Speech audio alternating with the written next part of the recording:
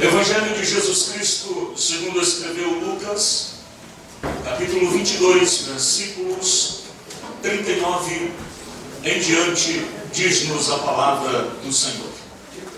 E saindo, foi como costumava para o Monte das Oliveiras, e também os seus discípulos o seguiram.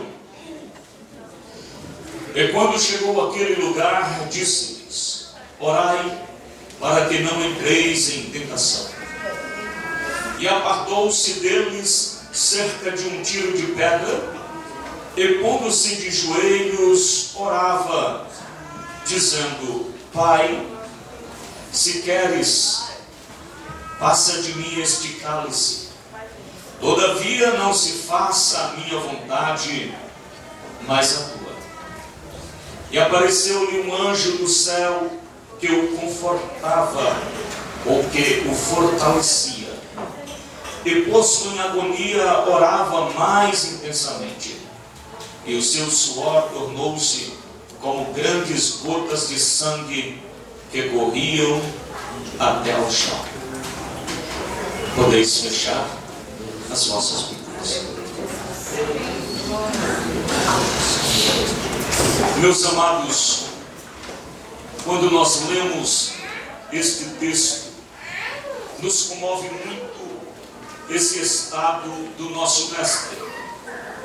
E quando fazemos uma leitura superficial, sem olharmos para as razões que estão por baixo da cruz, isso nos constrange bastante. Quando nós lemos acerca do mestre de Nazaré, sempre o encontramos com muita disposição, com muita alegria, com muita valentia, muita bravura. Um mestre destemido, um mestre pronto para o que der e o que vier. Alguém que nos ensinou muito acerca da vida, acerca da eternidade, acerca de uma eternidade plena e continuada com Deus. Um Jesus que sempre teve palavras motivadoras para a sua igreja, para os seus seguidores. Agora nós lemos ele fazendo uma oração que não é uma das mais animadas. Ele está fazendo uma oração triste. O seu espírito está triste. A sua alma está profundamente angustiada até a morte. Estes são os momentos finais do ministério terreno de Jesus aqui na cruz, aqui na terra.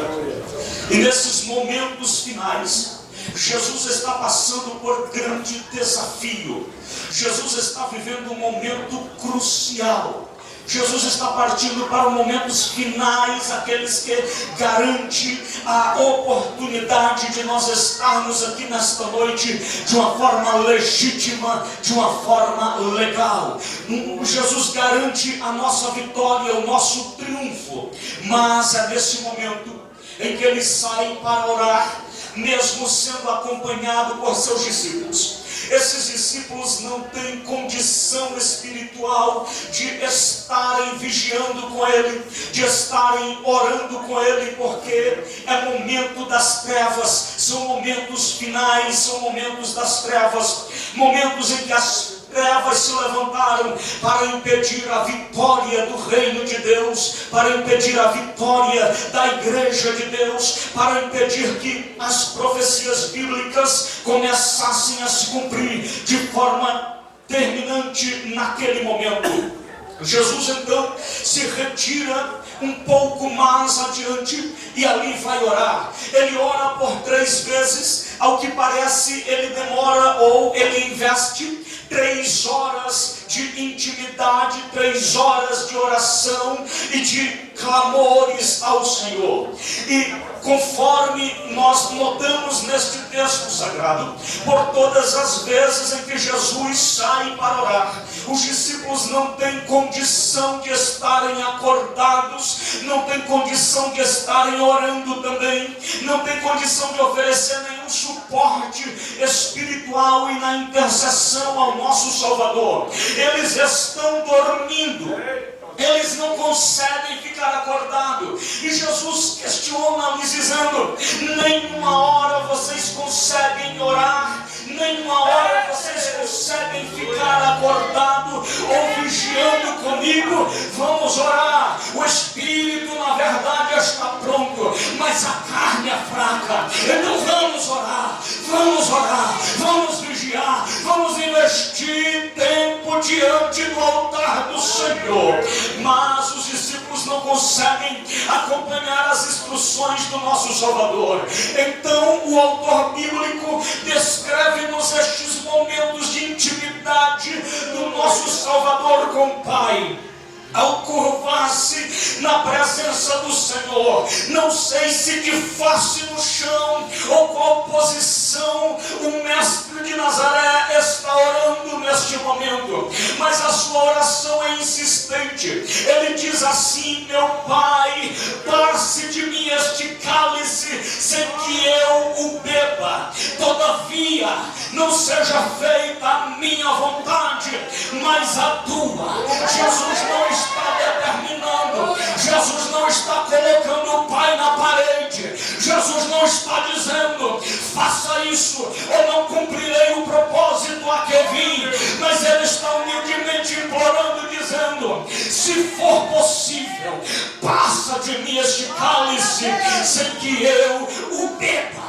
E sabe qual é a resposta do Pai? A resposta do Pai nesse momento é o silêncio, contrapondo-se a todos os momentos de oração do ministério de 3 anos e meio de Jesus na terra. Todas as vezes que Jesus orava, ele já orava na certeza de que o Pai lhe responderia. Sua oração era até breve e orava para dizer aos homens: vou orar como no caso da ressurreição de Lázaro. Eu oro a ti para que eles vejam que tu me ouves. Não porque haja esta necessidade, mas nesse momento ele está intercedendo, ele está rogando, ele está clamando, e o Pai parece não lhe responder, até porque a resposta ali já era conhecida de ambos, ou já era conhecida de Cristo, já era conhecida do Pai.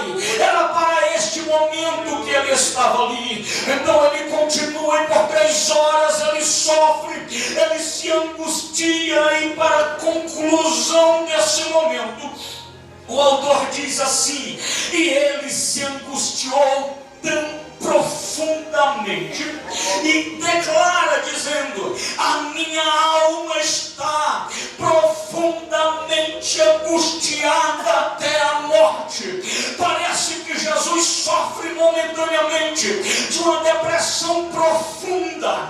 Naquele momento ele diz: eu vou morrer de tristeza, a minha alma está profundamente angustiada até a morte, mas faça-se, ó Pai, a tua vontade e não a minha.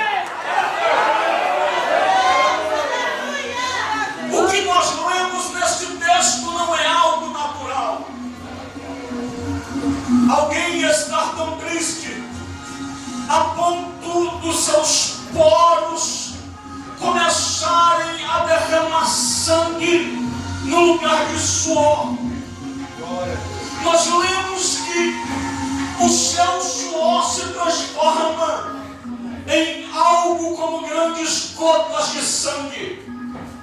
Parece que as veias da superfície começam a dilatar e começam então a saírem no lugar do suor. E a dor, o sofrimento, o desespero é tão pavoroso no nosso Salvador, que desce um anjo do céu. Não é mencionado aqui o nome do anjo, até porque o ser importante no cenário não é o anjo.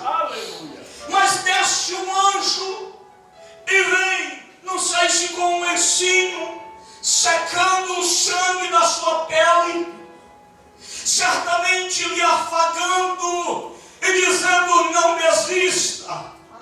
O que tem dentro deste cálice é muito desagradável mesmo, mas a humanidade precisa que você passe por isso. você passe por isso, e conforta, e consola, e parece motivar. E Jesus diz: Pai, então seja feita a tua vontade. Então, meu Salvador parece contemplar alguma coisa como um cálice, como um copo, alguma coisa, usando figurativamente, como um recipiente. E dentro deste recipiente existem ali alguns ingredientes que lhe transtornam, alguns ingredientes que lhe causam terror, que lhe causa pavor, que lhe causa medo, que lhe causa angústia, que lhe leva a uma situação tão extrema, que segundo relatos na história da medicina, isso ocorreu pouquíssimas ou raríssimas vezes, quando alguém é levado a uma tensão psicológica, sentimental, tão intensa que parece esmagar-se por dentro, e então há essa dilatação, e sai sangue no lugar de suor, calafrios, medo, pavor. E eu fico a observar o que havia dentro do tal cálice que levava Jesus a tamanho sofrimento. Alguém pode pensar de forma superficial: Jesus estava com medo da cruz, pastor, porque uma cruz de fato assustava qualquer um. Dentro do Império Romano, para os senadores romanos, eles não teriam nenhum perigo de passarem pela crucificação, de tão cruel que era o sofrimento. Os próprios imperadores faziam com que, na mente, nos olhos, nos ouvidos, no pensamento e na vida dos seus súditos, a cruz ficasse de fora, a cruz ficasse distante, porque a cruz era utilizada para punir somente aqueles assassinos, aqueles bandidos, aquelas pessoas tão vis, com crimes hediondos, que não pudesse ser tratado de outra forma. Na cruz alguém era levado ao máximo do vitupério. Na cruz era um lugar de desgraça, um lugar de maldição. Então os próprios cidadãos romanos eram poupados da cruz. A cruz de fato poderia assustar qualquer pessoa, mas não creio que o meu Jesus esteja com medo da cruz nesse momento. Embora os relatos sobre aqueles que foram crucificados eram cruéis e metiam medo até de se ouvir contar aquela história. Alguém, ao ser crucificado, geralmente ele sofria anteriormente terríveis escárnios, sofria açoites, era levado a situações extremas, depois conduzia a sua própria cruz, e ao chegar no lugar de ser crucificado, era deitado sobre a cruz, era colocado na cruz primeiramente a mão direita era cravada com pregos de 18 centímetros usualmente. Depois fazia-se ajustes, puxando a mão esquerda, e era também cravada na cruz. E por último, os pés do condenado eram atravessadas por um prego desse. E por último, a cruz era lançada dentro de um buraco, onde ela ficava de pé e o indivíduo ficava pendurado. Jesus, embora fosse brevemente passar pela agonia da cruz, não creio que a única coisa que estivesse dentro daquele cálice fosse esta terrível e temível cruz. Na cruz, o indivíduo colocado ali, ele sofria tanto. Segundo relatos históricos, uma pessoa colocada na cruz, ela demorava pelo menos 36 horas, ou melhor, no mínimo 36 horas para morrer, levando até 9 dias de sofrimento intenso, pendurado na cruz. Enquanto estava pendurado, sofria distensões musculares, as artérias da cabeça e do estômago inchavam, enchiam de sangue, causando febre crônica, causando tétano, inflamações internas, náusea, causando causando todo tipo de sofrimento, e ficava-se ali até 9 dias pendurado. Depois costumava-se deixar pendurado na cruz o corpo daquela pessoa, para que as feras ou aves viessem comer, e geralmente em lugar onde a população pudesse passar e zombar daquele que estava ali pendurado. Jesus passaria pela cruz, mas me parece que isso não é o grande pavor que está dentro do tal cálice. Daquela cruz, geralmente quando se queria abreviar a morte do que ali estava pendurado, um soldado vinha com um cacete, com um porrete, com um pedaço de madeira ou com um martelo e esmagava as pernas daquele que ali estava crucificado. Era chamado de um golpe de misericórdia. Com as pernas quebradas, haveria uma pressão maior. Travando, haveria uma pressão maior e a pessoa morreria. As dores e o sofrimento levariam a uma morte mais rápida. E isso estava dentro daquele cálice. Contudo, não me parece que uma cruz está aterrorizando o meu Jesus, porque ele sabia que ia passar pela cruz, mas ele sabia que a cruz não era o seu fim. Ele sabia que a cruz não me mataria para sempre. Ele sabia que a cruz era o lugar da vitória da igreja. Na mente do meu Salvador, a cruz não é o fim, porque ele veio para salvar, veio para ressuscitar. Ele tinha a segurança de que 3 dias depois ele ressuscitaria e estaria vivo para todos sempre.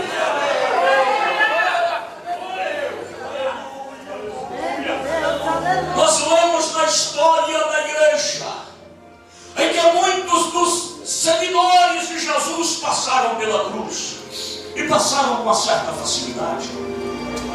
Lemos acerca de André, que foi crucificado numa cruz transversal, uma cruz na forma de X. Imagina que sofrimento é isto! Mas André esteve lá, bravo, valente. Lemos também acerca do apóstolo Pedro, que foi condenado a uma cruz. E conta-nos historiadores da época que quando Pedro soube da sua crucificação ou da sua morte, a igreja insistiu para que ele fugisse da cidade. E ele se deixou levar pelo apelo da igreja, que dizia: não queremos perder mais um pastor. E Pedro então resolve fugir. O historiador nos conta, a tradição nos conta, que Pedro, ao sair da cidade, ao passar os portões da cidade, ele vê ou ele encontra-se com Jesus, que vem à sua direção. Quando Pedro vê Jesus, se prostra diante dele, dizendo: meu Senhor, para onde vais? E Jesus lhe responde: Pedro, eu vou ser crucificado de novo por você. Pedro entende que Jesus estava disposto a sofrer tudo de novo por ele, se fosse necessário. Pedro respira fundo, volta à cidade, procura as autoridades e lhes diz assim: quereis me matar? Eis-me aqui. Qual a forma de execução? A cruz, Pedro. Eu só lhes faço um pedido: o meu Cristo vai crucificado, e eu não tenho dignidade de ser crucificado da mesma forma que ele. Libertam! Coloque a cruz de ponta cabeça, porque não sou digno de morrer assim. Claro que, enquanto Pedro é colocado de cabeça para baixo, estrategicamente ele está olhando para cima. E lá em cima ele vê o Nazareno ressuscitado.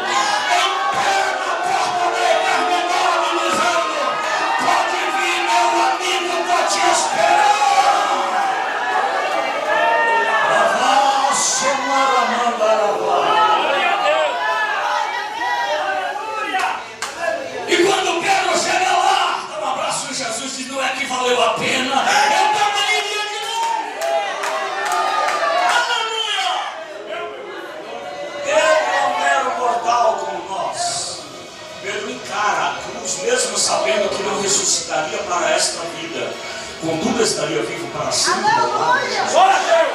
Glória a Deus, aleluia! Aleluia a Deus! Agora, Jesus, sabendo que ressuscitaria, não poderia estar com medo de uma cruz, onde homens naturais zombaram dela. E quando pensamos em todos os heróis da Bíblia, Jesus tremer, Jesus entrar num estágio desse por causa da cruz, é contraditório. O que há dentro da cruz? Jesus diz assim: seja feita, Pai, a tua vontade, Aleluia.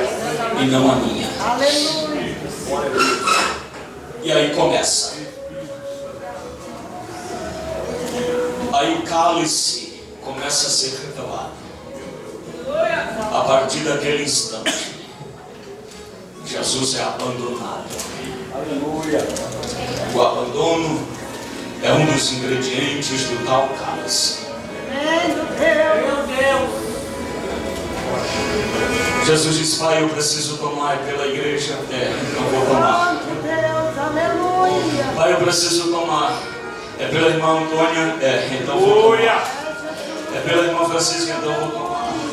É pelo irmão Wellington? Então eu vou tomar. Pai, eu estou apavorado, mas é pelo Rivail, eu vou tomar quantas vezes?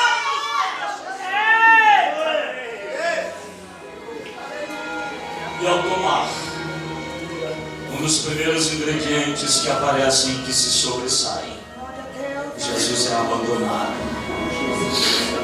Os seus melhores amigos fogem, o que ficou perto lhe traiu, É assim mesmo!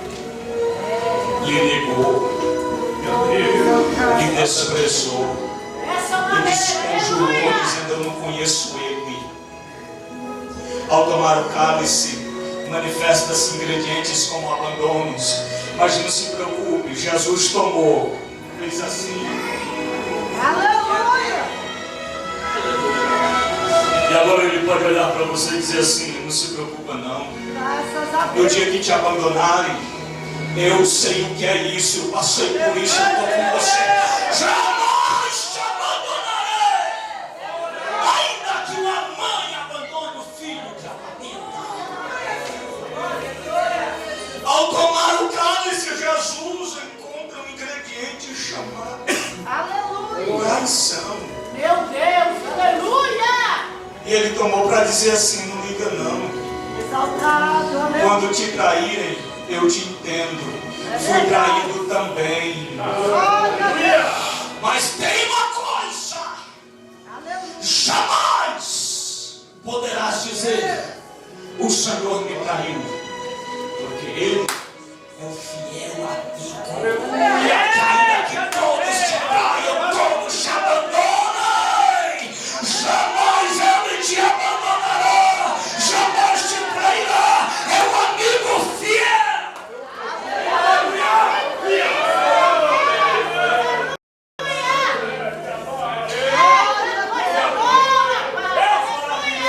Leva somente que deve vai. Jesus nessa noite é o que lemos na Escritura aos Hebreus, o sumo sacerdote que conhece as nossas necessidades. Levanta a mão, Jesus conhece você, conhece você, conhece.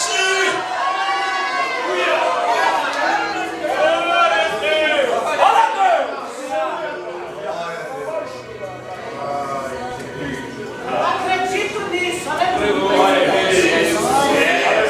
Quando meu Jesus toma este cálice, ingredientes como sofrimento humano, Meu Deus, coisa linda! escárnio, Exaltado, aleluia! zombarias, Deus fala conosco, aleluia. vergonha, desonra, estão ali dentro. Para depois ele dizer assim: quando fores envergonhado, eu sei o que é isso, então é para te ajudar. Aleluia. Quando fores Juliano, eu sei o que é isso, estarei aí para te ajudar. Quando for zombado, eu sei o que é isso, estou aí para te ajudar. Quando zombarem de você, quando caluniarem você, quando agredirem você, quando traírem você, quando colocarem você ao desprezo, Ele está dizendo: eu sei o que é isso, e tomei o cálice para te ajudar.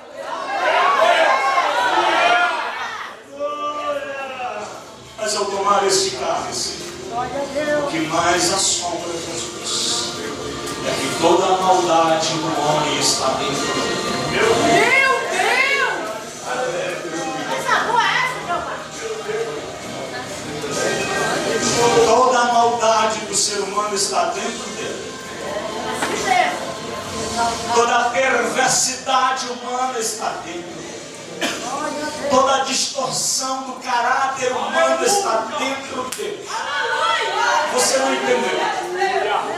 Eu estou dizendo que quem vai tomar o cálice é o meigo Nazareno. E o Nazareno é o Deus que se dispôs a viver como homem, tirando de sobre si as suas vestimentas eternas, divinas, despindo-se da sua divindade, vestindo-se de homem. Aquele que nunca pecou, aquele que não conhece o pecado por prática. Mas Paulo disse assim: ele tomou sobre si os pecados de todos nós. Quando Jesus olha aquele cálice, está dizendo assim: meu Pai, eu nunca pequei, eu sou santo. Eu vou ter que colocar sobre mim o pecado desse homem, dessa mulher. Meu Deus, eu nunca pequei, mas o pecado do estuprador vai cair sobre mim agora, quando eu tomar esse cálice.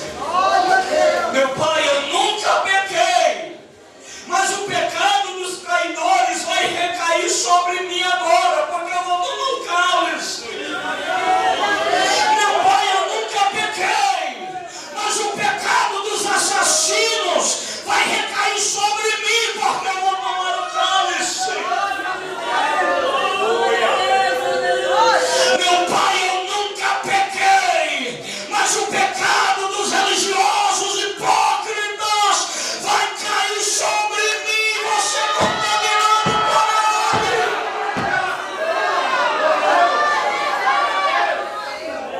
Meu Pai, eu nunca pequei. Dessa maneira, é forte. Mas o pecado de todos estes que estão lançados no mundo ainda e que são apresentados como um lixo da sociedade, tudo isso está caindo sobre Jesus. E você deve estar dizendo: misericórdia. O lixo lá de fora está caindo sobre Jesus, tadinho de Jesus. Você não entendeu? Deixa eu dizer uma coisa. O melhorzinho de nós que está aqui nessa noite para tomar a ceia do Senhor. Glória a Deus, aleluia. Era chamado de filho das trevas. O melhor entre nós. Você está aqui nessa noite, ainda bem que eu não estou mais jogado lá. Nós vimos um pastor testemunhar de um mundo horrível por onde ele passou. E você diz: ainda bem que eu não estava lá. Sabe o que diz o Senhor? Se eu procurar a justiça dos homens, o mais justo entre eles, quando colocado na minha balança, não passa de trapos de imundícia. Jesus está dizendo: eu vou tomar sobre mim, Pai, mas eu sou limpo, nunca pequei. Não sei nem o que é o pecado, mas vou tomar agora. Se possível, passa de mim. Aleluia! Aleluia, aleluia. Mas seja feita a tua vontade. Glória a Ele, Tom. Aleluia. Ele é chicoteado, ele é julgado arbitrariamente. Aquele que em toda a eternidade foi adorado. Aquele que está sentado no alto e sublime trono em toda a humanidade, em toda a eternidade. Aquele que é acostumado a ouvir seres santos como querubins, serafins, dizendo assim: Ele é santo. Aí o outro confirma dizendo: é santo, santo, santo, santo, santo. Ele é santo e está pronto a tomar sobre si os nossos pecados.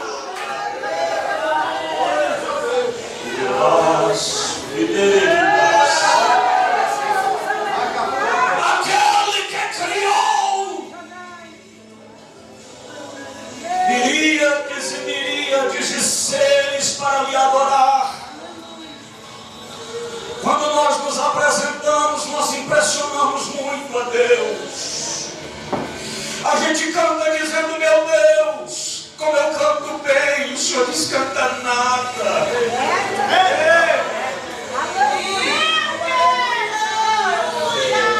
Canta nada. Quer ouvir o que é cântico bonito? Um dia você vai chegar aqui na eternidade